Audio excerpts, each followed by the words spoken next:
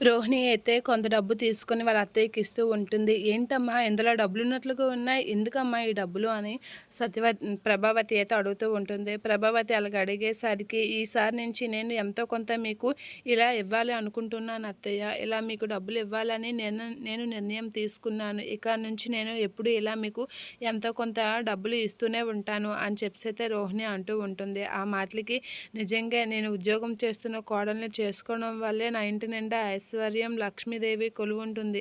నిజంగా మా ఇద్దరు కోడళ్ళ వల్లే అనేతో అంటూ ఉంటుంది. అలా చాలా ఎక్సైట్‌గా ఫీల్ అవుతూ ఉంటుంది ప్రభావతి. అక్కడే ఉన్న మీనా అయితే ఫీల్ అవుతూ ఉంటుంది.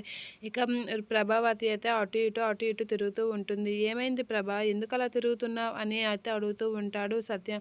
"నాకు బాత్రూమ్ వస్తుందండి" అనేతో అంటూ ఉంటుంది. పడుకునే ముందే వెళ్ళాలి కదా! అనేతో అంటూ ఉంటాడు సత్యం. అందుకే బాలుని, మీనాని ఇక్కడి నుంచి బయటికి పంపించేస్తే మనకి ఏ తలనొప్పి ఉండదు.